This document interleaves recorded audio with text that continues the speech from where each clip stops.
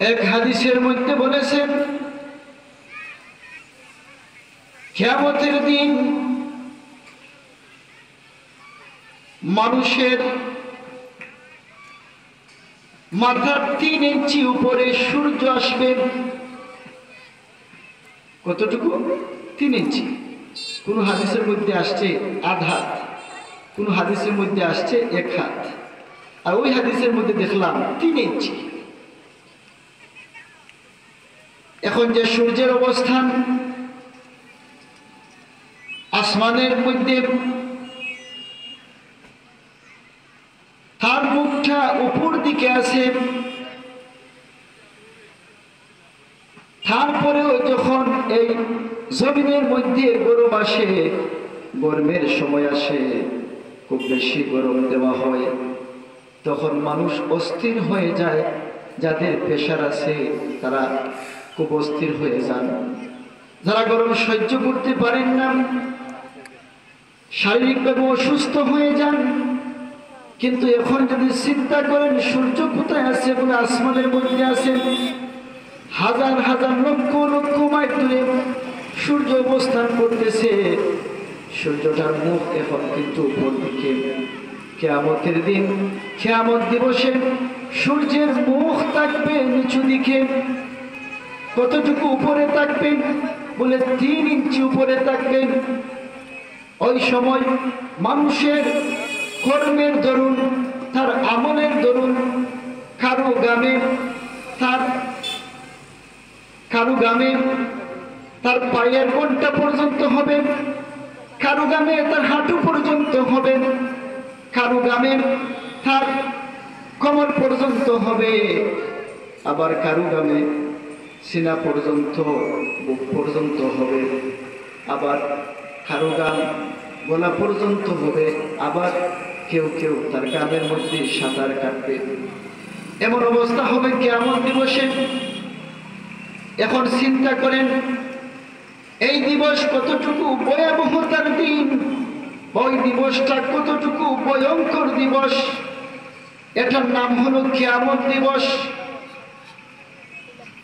তাহলে চিন্তা করার দরকার, সেই দিন ওই কিয়ামতের ময়দানে শুধুমাত্র আরশে আজিমের নিচে ছায়া থাকবে, আর কোথাও ছায়ার কোনো ব্যবস্থা থাকবে না।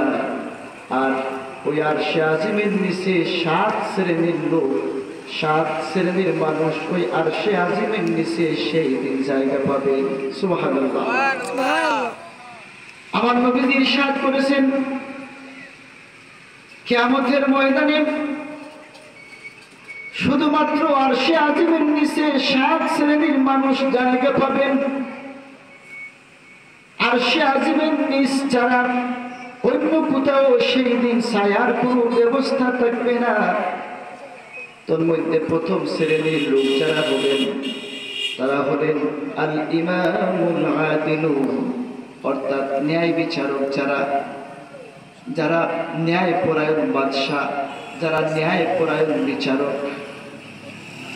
প্রত্যেক দেশের মধ্যে বাদশাহ থাকেন, দেশ বা রাজ্য পরিচালনা করার জন্য। যে সমস্ত বাদশাহ ন্যায় পরায়ণ বাদশাহ থাকবেন, প্রত্যেক গ্রামে প্রত্যেক দেশে ন্যায় বিচারক থাকেন। যদি 2 পক্ষ কোনো ঝগড়া বিবাদে লিপ্ত হয়, সঠিক বিচারক যারা আছেন তারা সমাধান করার জন্য 2 পক্ষকে বোঝান, 2 পক্ষের মাঝখানে ঢুকেন, যাতে এই বিষয়টা সুন্দরভাবে সমাধান হয়। এই মনোভাব নিয়ে তারা বিচার করার মনোভাব নিয়ে 2 পক্ষকে বিচার বানান। এখন ওই বিচারক যদি ঘুষ খান না, ন্যায় বিচার করে দেন, 2 পক্ষ বিচারের মাধ্যমে সন্তুষ্ট হয়ে যায়। আর ওই বিচারক যদি ঘুষ খান না, বিচারক যদি নামাজি হন, আল্লাহ পাক রব্বুল আলামিনকে সন্তুষ্ট করতে পারে, তাহলে ওই বিচারক আর সেই ন্যায় পরায়ণ বাদশাহ এবং ন্যায় বিচারক, ওই ব্যক্তি কিয়ামতের ময়দানে সর্বপ্রথম আল্লাহ পাক রব্বুল আলামিনের আরশে আজিমের নিচে স্থান পাবে। সুবহানাল্লাহ। চিন্তা করেন, প্রথম শ্রেণী হলেন কারা? যারা ন্যায়পরের বাদশাহ, আল ইমামুল আদিলুন, আর তাদের সাথে আছে ন্যায় বিচারক, যারা বিচার করতে গিয়ে ঘুষ খান না, নামাজ পড়েন, রোজা রাখেন, আল্লাহ পাক রব্বুল আলামিনের সন্তুষ্টি কামনা করেন, হালাল হারাম যাচাই বাছাই করে চলেন। ওই শ্রেণীর বিচারক, তাদেরকে আল্লাহ পাক রব্বুল আলামিন কিয়ামত দিবসে এত মর্যাদা দান করবেন, আর সে আজিমের নিচে তাদেরকে আল্লাহ পাক রব্বুল আলামিন স্থান দিবেন। সুবহানাল্লাহ। এখন আসেন দ্বিতীয় শ্রেণীর লোক যারা। দ্বিতীয় শ্রেণীর লোক হবেন তারা যে সমস্ত যুবক তার যৌবনকাল আল্লাহ পাক রব্বুল আলামিনের ইবাদতের মধ্যে কাটায়। কিসের মধ্যে কাটায়? ইবাদতের মধ্যে। আল্লাহ পাক রব্বুল আলামিনের ইবাদতের মধ্যে যে যুবক তার যৌবনকাল অতিবাহিত করে কাটায়, ওই যুবককে আল্লাহ পাক রব্বুল আলামিন কিয়ামতের ময়দানে ওই আরশে আজিমের নিচে স্থান দিবেন। সুবহানাল্লাহ। তাহলে দেখেন, আজকের যে মাহফিল, ওই স্ট্যান্ডার্ড আমার যুবক ভাইয়েরা আজকে এই 8 বছর ধরে তারা এই মাহফিল করে আসছেন।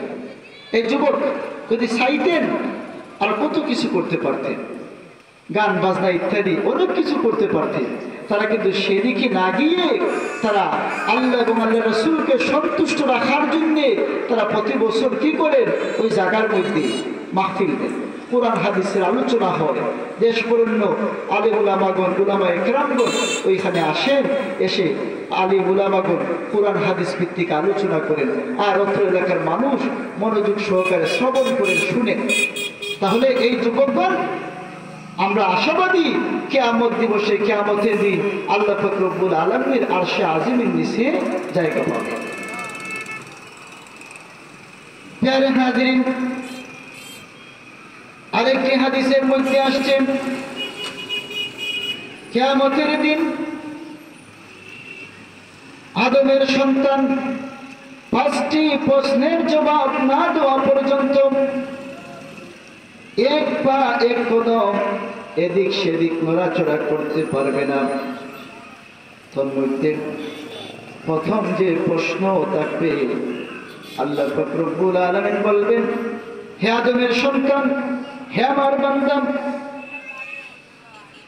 সর্বপ্রথম তুমি জবাব দাও, তোমার জীবন তুমি কিভাবে অতিবাহিত করেছ? আমরা যে পৃথিবীতে আছি, আমরা এই পৃথিবী, এই জমিনে, এই দুনিয়াতে যেভাবে বসবাস করছি, আমরা কে কিভাবে আমাদের জীবন যাপন করছি, এর বিচার আল্লাহ পাক রব্বুল আলামিনের সামনে অবশ্যই এর হিসাব দিতে হবে। অবশ্যই 5টি প্রশ্নের জবাব না দেওয়া পর্যন্ত কোন একটা আদমের সন্তান, আদমের কোন একটা সন্তান ওই দিন আল্লাহ পাক রব্বুল আলামিনের সামনে থেকে সরতে পারবে না, এক কদম নড়াচড়া করতে পারবে না। এই 5টি প্রশ্নের জবাব অবশ্যই দিতে হবে। তোর মধ্যে প্রথম কি, যে তোমার জীবন তুমি কিভাবে অতিবাহিত করেছো। ওই দেখেন, দ্বিতীয় প্রশ্ন হবে, হে আদমের সন্তান, তোমার যৌবনকাল তুমি কিভাবে অতিবাহিত করেছ, তার হিসাব দাও। ওই যে 7 শ্রেণীর মানুষ কিয়ামত দিবসে আরশে আজিমের নিচে জায়গা পাবেন। দ্বিতীয় শ্রেণীর লোক কারা? যারা যৌবনকালে আল্লাহর ইবাদত করে কাটাইছেন। কিন্তু ওই দেখেন, সেই হাদিস, ওই হাদিসের সাথে মিল আছে। আল্লাহ পাক রব্বুল আলামিন 5টি প্রশ্নের মধ্যে দ্বিতীয় নম্বর প্রশ্ন হলো, হে আমার বান্দা, হে আদমের সন্তান, তুমি এই পৃথিবীতে তুমি তোমার যৌবনকাল তুমি কিভাবে কাটাইছো, কিভাবে অতিবাহিত করেছো, তোমার যৌবনকালের হিসাব তুমি আজ আমার সামনে পেশ করো। সুবহানাল্লাহ। তুমি যে যৌবনকাল তুমি অতিবাহিত করছো, কাটাইছো, তোমার যৌবনকালের হিসাব তুমি আজ আমার সামনে দাও। এটা হলো দ্বিতীয় নম্বর প্রশ্ন। তৃতীয় নম্বর প্রশ্ন হলো, এই পৃথিবীতে মানুষ সম্পদ কামায়। হে আমার বান্দা, হে আদমের সন্তান, তুমি যে পৃথিবীতে সম্পদ কামাইছো, সম্পদ অর্জন করেছো, কিভাবে তুমি সম্পদ অর্জন করেছো, কিভাবে তুমি সম্পদ কামাইছো, এই অর্জন করার হিসাব আজ আমার সামনে তুমি উপস্থিত করো। এটা হলো তৃতীয় নম্বর প্রশ্ন। চতুর্থ নম্বর প্রশ্ন হবে, হে আমার বান্দা, হে আদমের সন্তান, তুমি ওই অর্জিত সম্পদ কিভাবে তুমি ব্যয় করেছো, এর হিসাব তুমি আজ আমার সামনে দাও। যদি ভালো কাজে তুমি অর্জিত সম্পদ ব্যয় করে থাকো, তাহলে তো তোমার হিসাব দিতে সহজ হবে, কঠিন হবে না। আর যদি তুমি এই অর্জিত সম্পদ মন্দ কাজে, খারাপ কাজে ব্যয় করো, অতিবাহিত করো, লাগাও, তাহলে কিয়ামত দিবসে আল্লাহ পাক রব্বুল আলামিনের সামনে অবশ্যই তুমি আটকে যাবে, আটকে যাবে। তুমি সম্পদ হারাম ভাবে উপার্জন করছো না হারাম ভাবে করছো, তার জবাব কিয়ামত দিবসে অবশ্যই তোমাকে দিতে হবে। আর ওই অর্জিত সম্পদ তুমি কিভাবে ব্যয় করেছো, এটারও হিসাব অবশ্যই তোমাকে কিয়ামতের দিন দিতে হবে। পঞ্চম নম্বর প্রশ্নের জবাব হলো, প্রশ্ন থাকবে, হে আমার বান্দা, তুমি যে ইলম অর্জন করেছো, ওই ইলম মোতাবেক তুমি আমল করছো কিনা? যার যতটুকু ইলম আছে ওই ইলম মোতাবেক আমরা আমল করছি কিনা? কিয়ামত দিবসে আল্লাহ পাক রব্বুল আলামিনের সামনে আমাদেরকে প্রশ্ন করা হবে।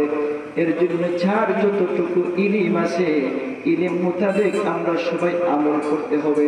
যদি এই পাঁচটি প্রশ্নের জবাব সঠিকভাবে আমরা কিয়ামত দিবসে আল্লাহ পাক রব্বুল আলামিনের সামনে দিতে পারি, তাহলে আল্লাহ পাক রব্বুল আলামিন অবশ্যই আমাদেরকে নাজাত দিয়ে জান্নাত দান করবে। সুবহানাল্লাহ। তাহলে এখন চলে আসেন, ওই যে 7 শ্রেণীর মানুষ জান্নাতে যাবে। আমি যুবক শ্রেণীর মানুষ, যারা যৌবনকালে আল্লাহর ইবাদত করেন, ওই শ্রেণীর ব্যক্তি কিয়ামত দিবসে আরশে আজিমের নিচে জায়গা পাবে। তারা হচ্ছেন দ্বিতীয় নম্বর। তৃতীয় নম্বর হলো যাদের সম্পর্ক মসজিদের সাথে থাকে, অর্থাৎ যারা নামাজ পড়েন, ফজরের নামাজ পড়েছেন, অপেক্ষায় থাকেন কখন জোহরের আজান হবে, আর জোহরের আজান হওয়ার সাথে সাথে মসজিদে চলে আসেন, নামাজ পড়েন, জোহরের নামাজ শেষ হয়ে যায়, অপেক্ষায় থাকেন আসরের নামাজ কখন হবে, আসরের নামাজ হলে মসজিদে চলে আসেন, আসরের নামাজের পর অপেক্ষায় থাকেন মাগরিবের নামাজ কখন হবে, মাগরিবের নামাজ হওয়ার পর মসজিদে চলে আসেন, মাগরিবের নামাজ পড়ার শেষে অপেক্ষায় থাকেন এশার আজান কখন হবে, এশার আজান হওয়ার সাথে সাথে মসজিদে চলে আসেন। অর্থাৎ যে ব্যক্তির সম্পর্ক মসজিদের সাথে থাকে আর নামাজ পড়েন, ওই ব্যক্তি কিয়ামতের দিন আল্লাহ পাক রব্বুল আলামিনের আরশে আজিমের নিচে জায়গা পাবে। সুবহানাল্লাহ। তৃতীয় নম্বর। আর চতুর্থ নম্বর হলো যে ওই ব্যক্তি আল্লাহ তাআলার ইবাদত করতে গিয়ে নির্জনে সে আল্লাহর বয়ে কান্নাকাটি করে, আল্লাহর বয়ে কান্নাকাটি করে যে আমার ইবাদত হচ্ছে কিনা, আল্লাহ পাক রব্বুল আলামিন কবুল করছেন কিনা, আল্লাহ পাক রব্বুল আলামিনের আযাব এত ভয়ানক যে আযাবের মোকাবিলা আমি হওয়া সম্ভব না, আমি এটা সহ্য করতে পারবো না, এই মনোভাব নিয়ে আল্লাহ তাআলাকে স্মরণ করেন, ইবাদত করেন, আর নির্জনে বসে বসে তিনি কান্নাকাটি করেন, আর অশ্রু বেয়ে বেয়ে গাল বেয়ে বেয়ে পানি পড়ে, ওই শ্রেণীর লোক কিয়ামত দিবসে আরশে আজিমের নিচে জায়গা পাবে। সুবহানাল্লাহ। চতুর্থ নম্বর। পঞ্চম নম্বর হবে ওই দুই ব্যক্তি যারা পরস্পরকে আল্লাহর সন্তুষ্টির জন্য মহব্বত করেন, ভালোবাসেন, এবং পরস্পরকে আল্লাহর সন্তুষ্টির জন্য ঘৃণা করেন, অপছন্দ করেন। এখন যদি এর ব্যাখ্যা বিশ্লেষণে যান, তাহলে পাবেন আমাদের সমাজে ভালো মানুষ আছেন, সৎ মানুষ আছেন, নামাজি মানুষ আছেন, রোজা রাখনেওয়ালা মানুষ আছেন, ন্যায় বিচারক আছেন, ভালো মানুষ আছেন। যারা ভালো মানুষ তাদের সাথে আমরা সম্পর্ক রাখি আল্লাহ পাক রব্বুল আলামিনের সন্তুষ্টির জন্য।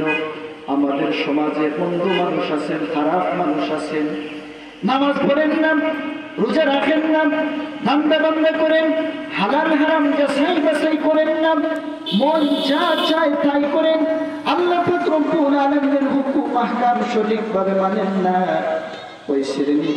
ওই শ্রেণীর ব্যক্তিদেরকে আমরা আল্লাহর ওয়াস্তে মহব্বত করি না, তাদেরকে অপছন্দ করি, ঘৃণা করি। ওই দুই ব্যক্তি যারা আল্লাহর জন্য কাউকে মহব্বত করবেন, আবার আল্লাহর সন্তুষ্টির জন্য কাউকে ঘৃণা করবেন,